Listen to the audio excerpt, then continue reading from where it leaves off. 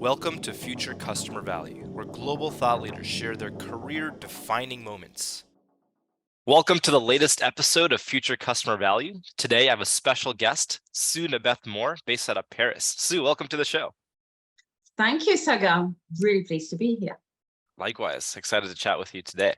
So for you who is listening, I want to give you a great introduction into Sue. She's had a pretty illustrious career over numerous types of industries in the post-sales world, and unique perspective being based in Paris, even though Sue, you are English. So you're a joke that you're a double agent. You play both sides. I am a double agent. And it'll be fun to have this conversation. So Sue started off her career in the software world at a firm called Micropole, which she was focused on change management for a lot of large companies and enabling organizations to use software and large CRM, ERP-esque platforms. After spending 7 years there, managing both customer relationships and becoming an entrepreneur to start her own business unit within the company, she was a director at numerous startups within the French ecosystem, primarily working within customer success, holding advisory roles as well as operational roles. Through that time, and I'm amazed by this, Sue, you've co-founded, I think, 10 different organizations and events and conferences and networking groups and meetups, and it's amazing. You've been a professor a few times. That's new to me. So I think it's suffice it to say that Sue has had a ton of exposure and awareness in the space, and she's also helped connect many leaders in the space. She's known many of the folks who come on the podcast. So that leads us today, where Sue is the co-founder and the primary consultant at Success Chain, which is a consulting organization helping to drive the next generation of customer success. So with that, Sue, thank you for coming on the show. Anything that you'd want to share with our listener about what you're up to today? Thank you so much for that brilliant introduction, Saga. I couldn't have done it better myself, so I think I'll hire you from now on to do that. I'll give you my best, my friends and family rate. Yeah, so today I'm working on several things, but the main thing, of course, is what you mentioned, Saga. So it's the Success Chain. So Success Chain, we started back in 2016, and I'm working with Jason Whitehead, who no doubt heard of, and the people who are listening will have heard of Jason because he's on the podcast called The Two Jasons. Great name. The other one being Jason Noble, who is also my friend. And what we do at Success Chain is to help companies of all sizes to either put into place or to refine customer success, because as you know, Saga, you've just never finished, right? With customer success, it's ongoing. So that's our vocation. That's what we're doing. And in parallel, as you said, I'm organizing different events. I have a meetup tomorrow, which I'm organizing in Paris to get customer success people together, and also working hard with 3 other co-founders of, I think it's the first ever summit in the world, which is non-English. Oh, wow. So it's a French-speaking summit. It's called Engage Paris. Oh. And it's taking place at the end of June. We're going to have about 300 people coming to that event. And yeah, it's amazing. It's very exciting. And it's become a bit of the flagship for the French community here. I love it. Well, what does that mean? Engage Paris. What is the first part? Yeah, it's my pronunciation, my French pronunciation, Saga. It means engage with Paris. Oh, engage with Paris, if you translate it. But it's the funny story is I've been living here for over 30 years in Paris. My husband's French. And when I speak, I still have a slightly British accent when I speak French, which people tell me is charm. So I'm going to keep it. There you go. Okay. Part of your brand, Sue. Part of your brand. I love it. Well, we'll have to post the links to the event in the episode show notes here. So folks who are in Paris, if you're listening and you are in Paris, you can go to Sue's event, which is about... Well, we've sold out. We've sold out. Sold out. All right. We sold out very quickly. Wait list. But yeah, it's a bit like a Beyonce concert. You know, so sold out in Taylor Swift. Yes. Sold out in a couple of weeks. Second highest grossing. Yes, but obviously we're going to be doing next year and the years after that. So there's a waiting list. Fantastic. So anybody's interested, you're very welcome.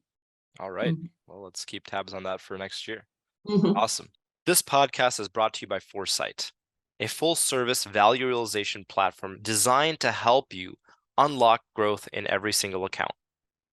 For more information on Foresight, please email them at info@gainforesight.co. That is info@gainforesight.co, and they'll be in touch. Well, Sue, I'd love to dive into your story, and let's go down memory lane to when you first joined the software industry back at Micropole, which was an integrator. And paint the picture for us. What was the world like then? This is right before the big .com boom crash, right? CRM was all the rage on premises.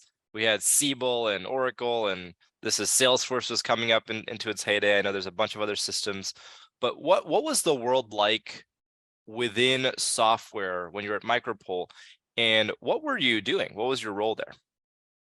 Yeah, actually, my story goes back even further, which is making me sound like even more of a dinosaur in the software world.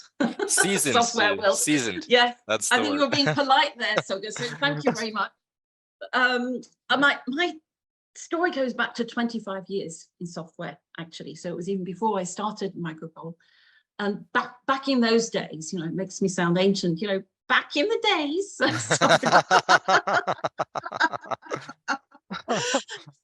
Do you remember? We had what we call on-premise back then. We didn't even hear of anything called SaaS, right? So I was very much involved. I was one of the very first CRM consultants before we'd even heard of Salesforce in France. So it was 1998. And I was doing on-premise CRM deployment of CRMs internationally. And that's when I first got into software. That's when I first realized that software is not about the technology, but it is about the people. So we're not talking about the techware, but we're talking about the fleshware. Yes, right? I love this. Yeah. And I think that's when I got hooked, because I love anything to do with changing people, the way they behave, the way they do business. So it's the people side of technology, which has always, got me excited and motivated. And that's where I've been ever since, with what we'll talk about a little bit later. So go around change management. Now, of course, customer success. Yes, absolutely. And I think the whole shelfware, fleshware idea is so pertinent today because we get lost in the technology, right? We get lost in the newest innovations of AI and APIs, and all of every couple of years there's been this renaissance of technology, and we think that's what's going to drive the future. But no matter what, one thing stays constant is you have to enable the people to use the technology, and that comes down to change management. So talk to me about the change management side of things at Micropole, right? And what was that like? How did you approach change management? Because I think it's such a important realization for folks today to learn from. Absolutely. And it was an evolution of that initial experience back in the days, when I was doing CRM on premise. By the time I got to Micropole, we were still on premise at that time with the different software which we were integrating as an integrator. But what I was doing back then, I was in the CRM department still. And that's where I really was convinced that we should be doing more than just integrating technology at that company. And it coincided at the time when the company was repositioning itself as an integrator, wanted to distinguish itself from our competitors at the time. And so the directors came up with a slogan called Driving Distinction. And with that slogan, what I had in mind was to actually put into place a whole new offer around the human side of technology. So that's why I knocked on the door of the CEO of that company and said, hey, I can actually put something into place. I would love to put something into place which actually lives up to this slogan. How about putting into place a whole offer around change management?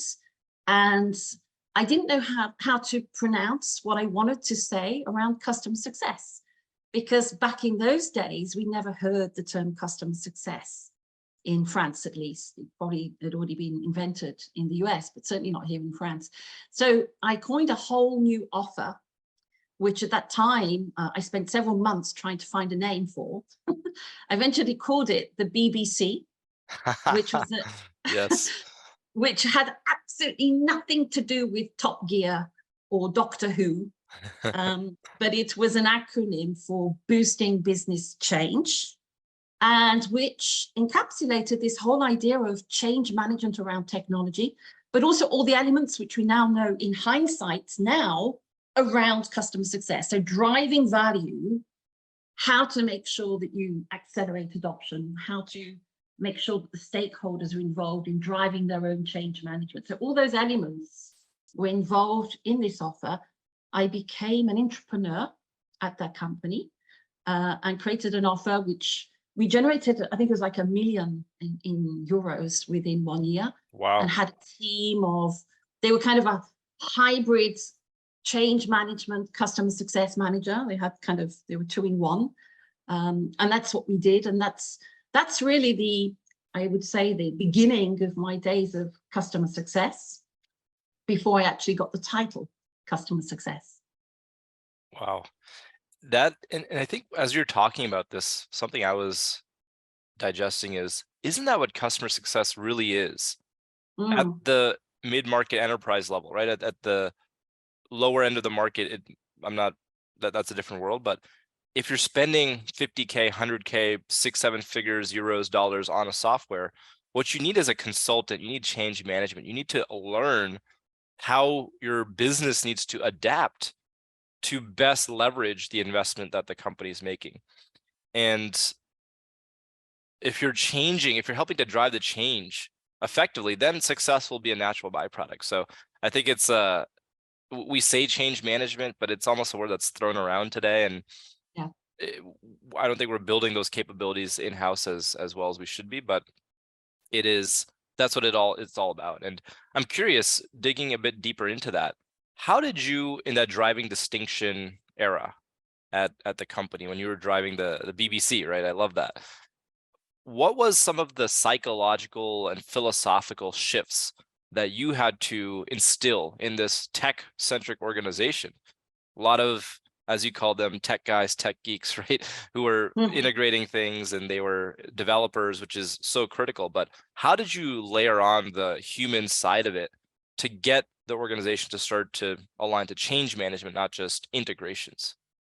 Yeah, great question. And I love what you were saying, so because it is change management that we're doing in customer success, particularly for those large enterprise accounts.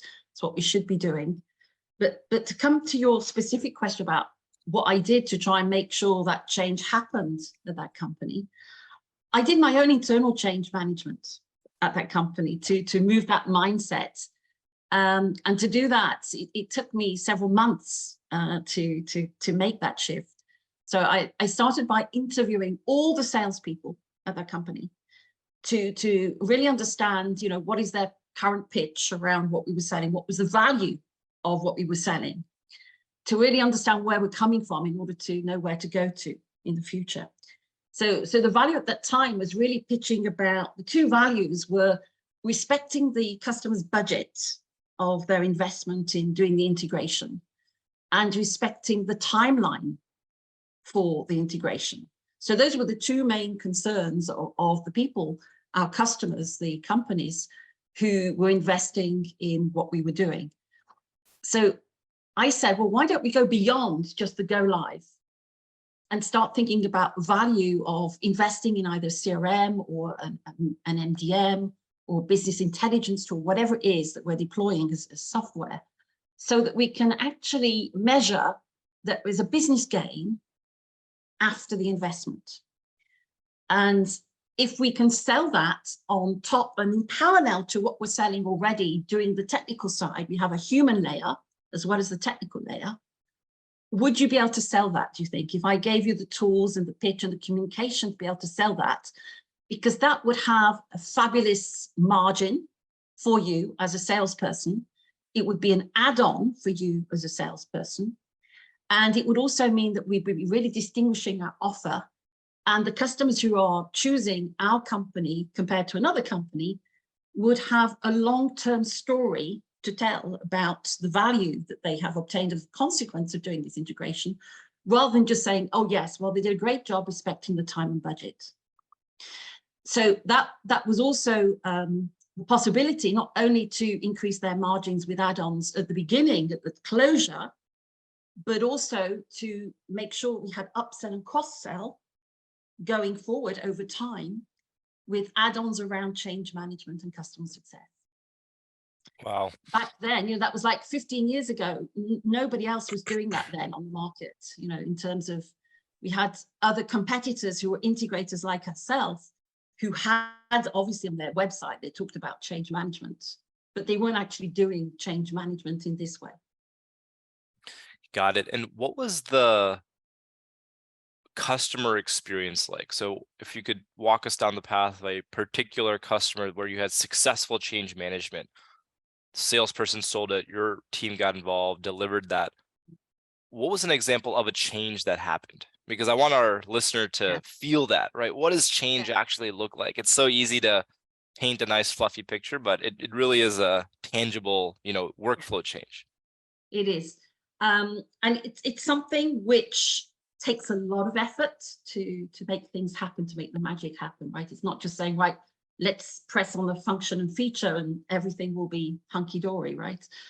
So it takes a lot of effort.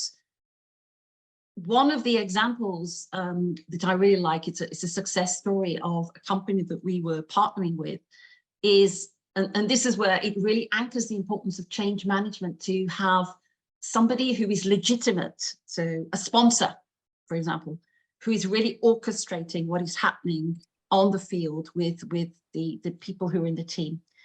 And that's really key. So what we were doing, we were giving like a sponsor kit to that sponsor. And that kit would include, for example, a communication plan, what to say when you have objections with different members of the team. It would include things like, okay, how do you measure success? What is the value that we're talking about, and how do you measure that value? And we were joining the dots between that value and the different activities which the team members needed to do in order to achieve that value. And there was one particular sponsor at one company who I really loved, this sponsor, because he was very charismatic. If you could draw up the ideal sponsor, he was that guy. He was amazing. And he did just everything to the book. He was just so spot on. And one of the things which he did, I mean, we did a roadshow with him and we went around to all the different teams who were impacted. Obviously, if you're on customer success, you cannot do that, but that's where you have to delegate and educate your customer sponsors to do that. And this particular sponsor, he installed different rituals within the team. They were a sales team using the CRM. It was Salesforce, actually. Do some publicity for Salesforce there. And what he did was install a ritual of adoption, whereby he said to his sales team, right, every morning when you're drinking your coffee, which is a typical thing that you do in France, you have your coffee and your croissant, that is the time when you should be putting your contacts up to date in the Salesforce CRM. Okay. I love that. And that was amazing. So we, as as a Salesforce administrator, we saw these peaks of adoption every morning at 8 o'clock, whatever, sometimes a bit later, depending on what time they arrived. But that was just a great example of, how to do change management from the sponsor and ensure that the user adoption was accelerated. Oh my gosh, I love it. Coffee, croissant, and contact updates. It's a powerful combination there, the triple C. Yes. Wow. So you had a CEO. It was a CEO who was a sponsor, or who was the leader? Okay. Yes. So that's great, right? You had a charismatic CEO who was bought in, driving the internal change. You were driving the external change.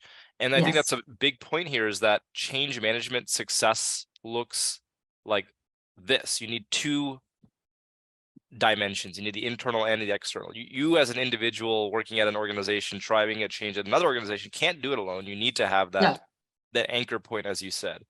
Yeah. And I love the example of the behavioral change. I think that's something where we get so enmeshed in our own pretty baby technology, right? Our software is so cool, it's going to do X, Y, and Z, but you forget about, you need to layer that into the behavioral change. So when psychologically somebody's having their coffee doing this, now your software can make that time so much more productive. But if that piece doesn't exist, it's lost. So how did you, and I love the enabling that champion to have all the content and resources. So how would you describe the difference between what your focus is as a BBC, boosting business change management consultant, and the internal stakeholders change? How do you delegate those responsibilities? Because there's a lot of overlap, but I think the power is who's owning what and how you can work together. So can you tell me a little bit about that? Yeah, that's also a great question, Saga. Because obviously, if you are a customer success manager, even if you have 5 accounts, because you're an enterprise customer success manager, there's no way you can do it like what I was explaining, because I was actually on site with the customers, and I was actually helping them to drive their own change. So I think in the world of customer success, what I have been doing since then is to scale what I put into place when I was actually on site holding hands with the customers. Wow. So the question of how to scale, let's say, tele-commanded change management from the customer success side, right? So what is really important here is that the customer should be fully aware that he or they are accountable for their own change management, right? This is not the supplier, it's not the vendor who's responsible for the change management. All we can do is guide them as to what to do, because a lot of companies, they have, I was reading an article where the average company of over 1,000 employees has 36 pieces of software minimum, right? So a lot of these companies, they have all this software, but they're probably not articulate in doing change management around that software. Right. So what we can do is to educate them on what they need to do around change management. So in order to scale, to come back to my previous point, what we can do as a CS person and a vendor is not only to, when we do the training and education, it's usually only very focused on the tool. We're only focusing on the tip of the iceberg, which is the tool. It's the tangible part of our relationship because we can see it. What we should be doing is educating them around the submerged part of the iceberg, which is all around these human aspects. So it's around the organization, it's around the processes, it's around behavior. It's probably things which are going to impact the incentives of the people who are working on this tool. It's probably going to impact HR. It's probably going to impact the data flows that are existing probably between other pieces of software which are already existing. So there's all these things which you have to think about and really understand in terms of the business environment. And that's where we have to really educate the customer. So what we should be doing is talking 10% about our tool, our software, and 90% around all these different activities which are circulating around the tool, and which as a vendor and a CSM, we can learn over time by collecting and understanding the environments in which our customers are operating, and provide playbooks, guidelines, sponsor kits, education around all these different aspects, so that they not only learn about, okay, this is the latest new release, you can press this button here and this button there. It's not just about that. It's how you immerse your tool and camouflage it within your business environment. That's what we should be aiming to do. The fact that you need to contextualize every single product component in the language of your customer and their workflows, that's the reality that drives successful adoption. Because I feel, and I've seen in my prior roles where that does not exist, it's oil and water, right? You're mixing two things that don't mix because the Yes. customer is not able to consume it in a way that they can understand. Mhm. And so I think that's a critical learning here, is to make sure that all the effort and work that you're packaging up, it has to be consumed. It has to be consumed in a way that your customer can implement and do that. Yes. And I love the what you said about your customer has to realize they are their own best agent of change management. They have to be Yes. a participant in that and complicit in that change, and not a bystander. Absolutely. And I always use the language when I'm explaining this to the main stakeholders who are going to be held accountable for that change, that they are the heroes or the heroines of their own stories. And we as a vendor and a customer success manager, we are here, but we are in the stage wings. They are Yep. on stage and they are in the limelight. It's not us. Yep. Yeah. Totally. Yeah. Absolutely. And it's, do you have an example of a company that has not done this well? You know, where it's been difficult, and what was the reason that it didn't work? You know, what was the reason that the change management failed? Was it because there wasn't a lack of stakeholder engagement, or, you know, the sponsor kit, the education wasn't there? We think we've all felt this, and I'm sure if you're listening to this episode, you've experienced this in your career. But I want to dissect something that didn't work out well and why that was the case. Yes. I think it's unfortunately still the majority of cases in the world of software. You know, if I look at my experience, I think because we are still very product centric, so very product centric in the way we design the products. We're not necessarily thinking about, okay, what is the end result of a consequence of using this product? So we're not thinking about putting the success inside the product. So it's product as in, okay, what are the bells and whistles that we're going to be implementing, right? And I think that product centricity is still expanded to the way we deliver. And the way we deliver is only doing training just about the product and not delivering education in a more general way around what they should be doing with the product in order to make it become adopted within their business as usual environment, right? And I think a lot of the time as well, we don't always take into consideration, one of the failings is that we don't always take into consideration how our tool will fit within the tech stack of the existing tools that company has. And I've seen no end of times where a new piece of software is deployed, and they probably still have another piece of techware somewhere which they're still using, or part of their users are still using, and which becomes an internal competition for the new piece of software. So you really need to understand what is the big picture for all the tech stack and see how your piece of software fits into the big puzzle. You know, we're just talking about the Rubik's Cube. Yes, yes. So it's coming. Love it, love it. And your piece of software has to fit into that Rubik's Cube puzzle, right? Yes. And that's painting the big picture of how your tech fits into the wider environment and business environment, including the tech stack. Yeah. Yeah. Mm-hmm. It's a fabric. You're not the only thread in the fabric. You have to be woven together in the right way. Yeah. It's all connected, right? All connected. Yeah. Success chain. Exactly. It is a chain, right? Probably It better is. than a fabric. But, I love it. Mm-hmm. So a final question here around the methodology, because you've implemented a value framework, which I'm a big fan of, and we're big fans of value frameworks here at Foresight as well.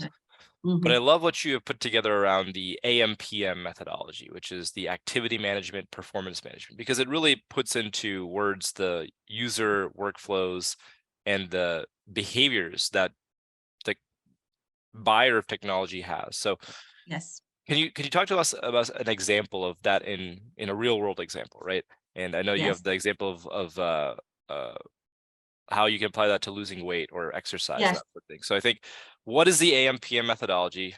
And then what's an example of that in real terms? So we can think about that through the context of software and change management. Yes. So the AMPM, this is a framework which I invented at the time when I was doing change management as an entrepreneur at Micropole. And basically what it means, it's an acronym. Obviously, it's morning and afternoon. And by the laws of nature, we cannot get to the afternoon without going through the morning. And the PM means performance measurement, and AM means activity measurement.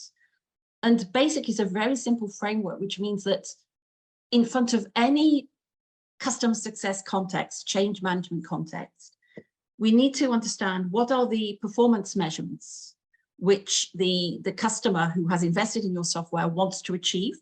And those will be based on their pain points, right?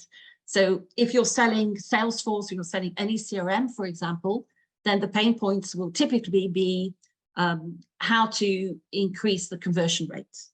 So that would be a performance measurement. And of course, depending on what you're selling, there could be several different performance measurements according to the different personas that you have who are using your piece of software. Then what we do for the AM means activity measurement. And what we're doing there is correlating what are the different activities which you should be recommending either the direct users of the tool or the stakeholders impacted by the tool. So they're not necessarily using it, but they have a direct benefit from using the tool. And what should those activities look like? So it could be activities around user adoption, of course. That's the main one, which everybody thinks around in customer success, but not only. Because we should also be recommending them on different activities around all those human aspects that I was just referring to. So it could be, for example, in certain cases, depending on their level of maturity, depending on what they want to achieve, it could be activity recommendations around reorganizing their process. It could be around probably having different incentives. It could be around probably hiring a full-time new person for a short period of time. So whatever activity it should be in order to reach that performance metric, that's what we should be recommending. So it's mapping of performance measurements with correlated activity measurements. So I just gave an example of a CRM, but just to vulgarize the AMPM, and it's what I always talk about because it's true for me. You know, I'm one of these COVID victims of putting on 10 kilos during COVID. Yeah, I don't know about you. You look very slender, Saga, but I put 10 kilos on. And so the the PM for me would be to lose 10 kilos. That would be my performance measurement metric that I'm going to be measuring over the next 6 months, for example. You always have to have a deadline. And the activity measurement is, okay, what do I need to do in order to lose those 10 kilos? So it could be, for example, activity measurement number 1, I need to run 6 kilometers 3 times a week. I need to not consume more than 2,000 kilos per day. I need to go to the gym 3 times a week. So those are just 3 examples of activity measurements, which I can measure and make sure I'm keeping on track in order to reach my ultimate goal of losing the 10 kilos. And that's what we do in the B2B world, we do that. And the companies that we work with, it's a mapping exercise, which you need to do. And it's always contextualized based on the pain points which your different users and personas and stakeholders have.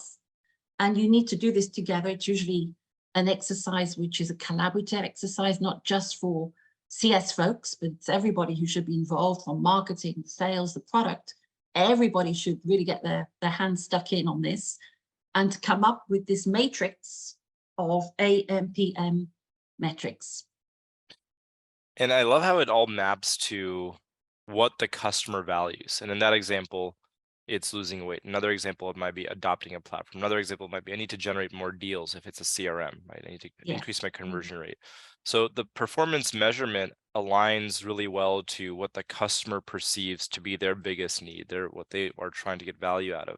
And then all the activities support that. And then all of the workflows of your solution support those activities to help improve the performance. And so it's all aligned. It's all chained together to what It's the all customer, connected, it's all Saga. connected, right? To what the customer is self-reported, self-identified as their Yes. biggest need and what they care about. And so Yeah. everything else you do can be woven in through the context of the customer's needs, and it's not misaligned. It doesn't seem ad hoc. So I think Absolutely. that's a really good example. Thank you for sharing that. Yes. You're welcome. And in some cases, of course, you know, the activity measurements, the easiest ones, of course, to measure are the ones where you have that data readily available because it's part of the adoption of the tool. So you can read that, and hopefully your customer can also track their own adoption of their own tool. That's the ideal situation. It's not always the case, of course, but that's the ideal situation. But a lot of the times, these activity metrics, which you need to get your customer to be responsible to measure, you don't have that data as a vendor. So this is where you need to rely and have this transparency between you as a vendor and your customer to make sure that they understand that this is part of their responsibility, and they can report back to you and just make sure that they're doing what is necessary in order to reach those performance metrics. I love it. Yeah. So critical. Well, I feel like we could have another hour-long conversation about the depths of value frameworks, and we probably should. We should do we've been talking about doing a webinar together, so we should make that happen. Yeah. But I want to take us to the next section here, Sue, which is an audience fan favorite. It's called the rapid fire question section. So I'm going to ask you 8 questions. And, oh my God. and it seems scary, but it's easy. I want you to answer the first thought that comes to your mind, 3 words max, right? Oh my goodness. You got this. You got this. I got those 3 words. And whatever comes to mind, that's the right answer. Okay. So here we go. First question. What is the best metric of success for customer success? Value perception score. And Yes. I'm not just saying this because I know that because it's a coincidence, isn't it, Saga? Yeah. This is something we have put into place at Success Chain, and I know you're always also doing this. So it's just great minds think alike. So we're aligned. Yeah. 1000%. Best answer I've heard yet. Okay. Mm-hmm. I think we'll be aligned on this one too. Worst metric of success for CS? I don't think there's one. I think, generally speaking, the metrics that we're using today in customer success are not aligned with value. And I think all of them together are still metrics we've inherited from what we've been doing in the past in the B2C world a lot of the time, and they're not necessarily adapted to the B2B world. NPS. That's my answer. well, I don't agree entirely there. I think that NPS, obviously, I know that it was invented, 25 years ago, whatever, and it's been readily used in the B2C world. I think it can be used in the B2B world and is sometimes used very well. I just think the question is not much more about whether we should be using it in the B2B world. I think it's more about how we should be using it in the B2B world. And I think that's the problem. That's fair. Yeah. Mm-hmm. All right. Keep it moving here. What's the most underrated part of CS? I think, and we can see this now with, unfortunately, what we're seeing in the economic climate and what we're seeing with customer success is it's not perceived as a revenue growth engine. Got it. I think that's just that's obviously more than 3 words. Not revenue growth. But I think that the way customer success has been positioned and evolved over the last 10 years here in Europe and more in the US is that it's still perceived as a cost center in a lot of places. And I think we need to change that by proving the value that we're bringing to the company in terms of revenue and profitability. Yeah. Love it. All right, last few questions here. Let's 3 words if possible. But I know there's always more thoughts. Yes. Current state of CS. Pivotal turning point. That is a resonant theme. Future of CS.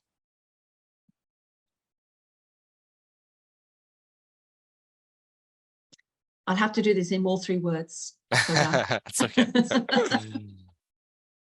I think the future of CS will be modified favorably because of the wider use of artificial intelligence. I think that means that the future of customer success will be more like we've seen in the B2C world, where things are automated and we're using artificial intelligence to enhance that, meaning that CS will be able to focus more on all the human aspects, all the ones that we've just been talking about around change management and helping our customers to immerse technology within their business environment. I love it. Makes a lot of sense, and I think we'll be seeing that ring true. All right, last 2 questions here. What is the best CS book / podcast? So I'm always reading several books in parallel, but I think the best book I've ever read, which is relevant to what we're doing today in business and customer success and change management, is a book called, and you've probably read this as well, How to Win Friends and Influence People. Yes. By Dale Carnegie. It's funny because it's a book which was written back in the 50s, and which my dad, you know, when I was a kid, I wasn't a kid in the 50s, don't worry, but my dad was a businessman, and he gave me that book as a birthday present, I think when I was about 16. Oh, wow. Yeah, and he said, you know, if you read this, my daughter, this will get you on in life. And he said that. Love it. So, and it's still relevant, It was written back in the 50s, it's still relevant today, especially in what we're doing, you know, because we're dealing and obviously with the human side of things in technology, right? Absolutely. It's all about being able to empathize with it our is customer. Absolutely. And last question here, and feel free to be biased, but what is the best community for CS leaders? There are so many of them. I would like to say one in particular, because I think they're all doing a great job to help our profession move forward. But I would say that if you're listening to this podcast, I would really recommend that you go to some of the live events. I think live events, like, you know, there's a local meetup in your area, or an event like the one I was just talking about called Engage Paris. If you have those opportunities, they are a wealth of learning and networking opportunities. And I think nothing beats a live event. I mean, it's great to have online communities, that's wonderful too. But if you get the chance to go and meet people in real life, I think that's amazing. Wonderful. Yeah. Love it. Well, we're coming to the end of our time here, Sue, but I feel like another one is in order. We should definitely do more of this, and I think a lot more we can be talking about. But before we close out, final question for you is there anything you'd like to plug with our audience? Anything you have coming up? You mentioned a few at the beginning of the show, but how would people get in touch with you, and what can you offer them? Right. So yeah, I'd love people to connect with me on LinkedIn. I'm a big fan of LinkedIn. I'm on there, so you can chat with me on LinkedIn. You can follow Success Chain as well. We have a LinkedIn page, so you're welcome to follow us on the LinkedIn page. And if ever anybody is in the Paris area, please connect with me. We'll have a coffee, and you could even come to one of the meetups. And of course, next year and the following years, why not Engage Paris if you're a French-speaking person? Yes, love it. Yeah. We'll be able to link all those in the notes, and excited to come to your next event. I'll have to make a trip over across that would be amazing. the channel. That would be amazing. Really, have to do that. Yes, we'll have to organize it. For sure. Awesome. Well, Sue, it was a pleasure speaking with you. Thank you so much for joining me in this amazing conversation the past hour about all of your experiences through customer success and the teachings that you've given our listeners. So thank you again, and excited for future conversations. Thank you so much, Sagar. It's always a pleasure to speak with you. And I know we're aligned on a lot of things. So Yes. it's refreshing. Thank you. Likewise, I feel the exact same. Great. Mhm. Well, thanks, Sue. We'll talk soon. Thanks. See you soon. Bye-bye. Once again, thank you for listening. This episode is brought to you by Foresight. If you're interested in learning more, please email them at info@gainforesight.co. That is info@gainforesight.co. Thank you.